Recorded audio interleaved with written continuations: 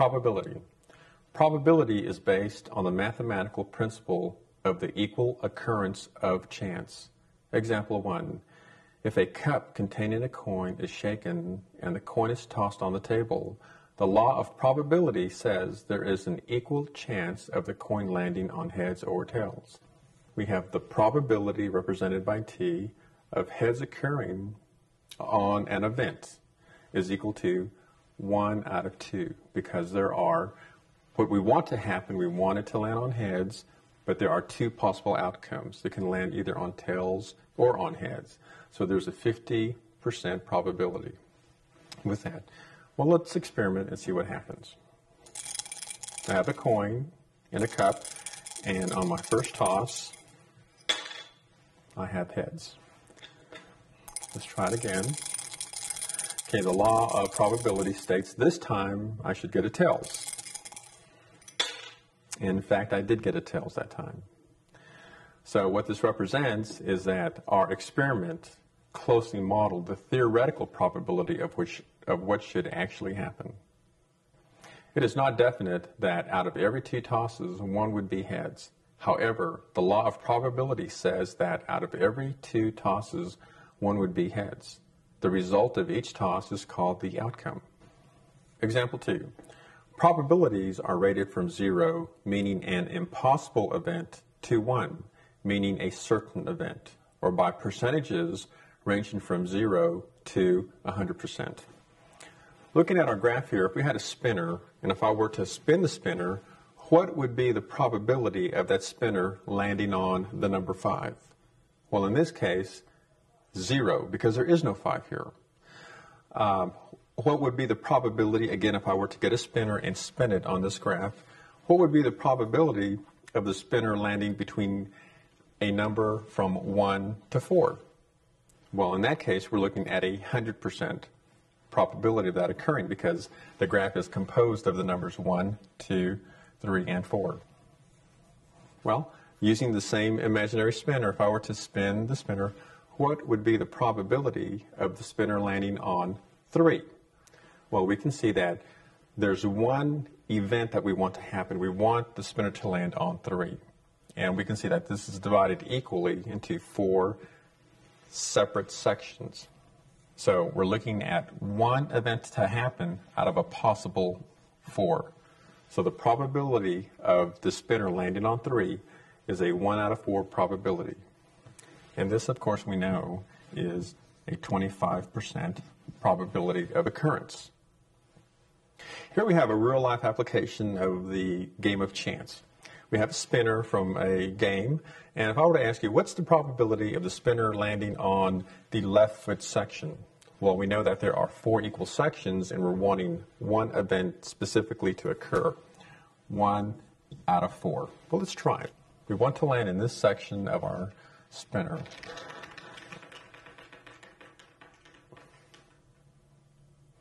Well, as you can see, we didn't quite land on the section that we wanted. But what were the chances of it landing on the left foot section? Well, we had one section out of a possible 4, which of course we know is 25%, below 50%. So those really aren't very good odds. Let's try it again. What's the possibility of the spinner landing either on the left foot or right foot section of the graph? And we know, again, we're looking at 4 sections. And of the 4 sections, we want a possible 2 to occur, either the left foot or right foot. Let's give it a shot. And we came pretty close that time. But let's look at our odds. Did our odds change? Well, 2 over 4, we know, reduces to 1/2, which reduces, or not reduces, but which is equivalent to 50%. So you can see the chances of it landing either on the left foot and right foot combined, as opposed to just landing on the left foot, is much greater because the probabilities increase. Next, let's look at what's the probability of the spinner landing on one color on one section. Well, we know we want it to land, let's say, on green in the left foot section. So we're looking at one item to happen out of a possible 16. And so green in the left foot. Let's see if it happens. No, it didn't happen. But 1 over 16, the odds of that occurring would be roughly about 6%, roughly. And you can see the odds of that happening are not good at all.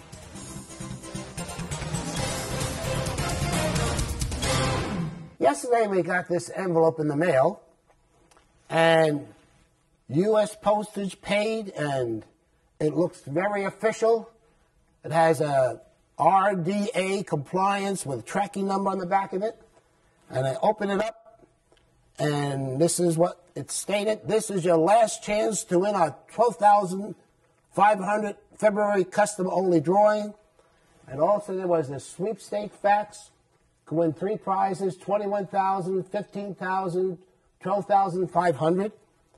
And also there was 3 tickets in a booklet for us to win, and we were granted, we approved all these different prizes.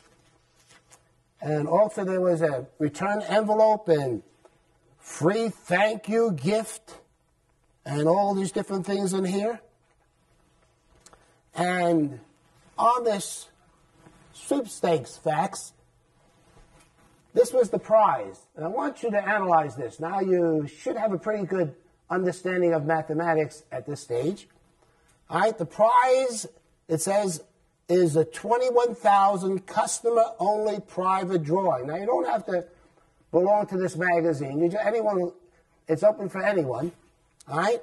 The retail value is $21,000. Number of prizes, just 1. And then the odds. Now, notice the odds.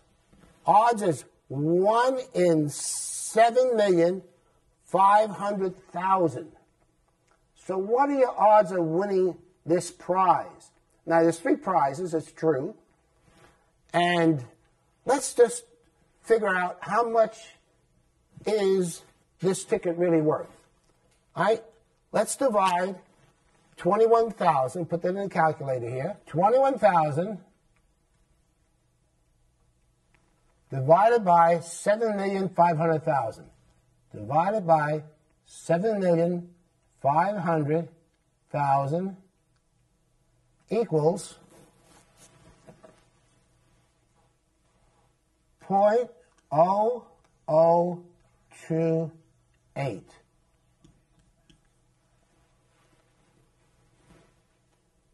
Now you look at that number, it makes you think. Now 10 cents is 0.10, that's 10 cents. 1 penny is 0.01 cent. And so this is a little over 1/4 of a cent. If you multiply this by that, we'll do that to reverse it now. This is your odds.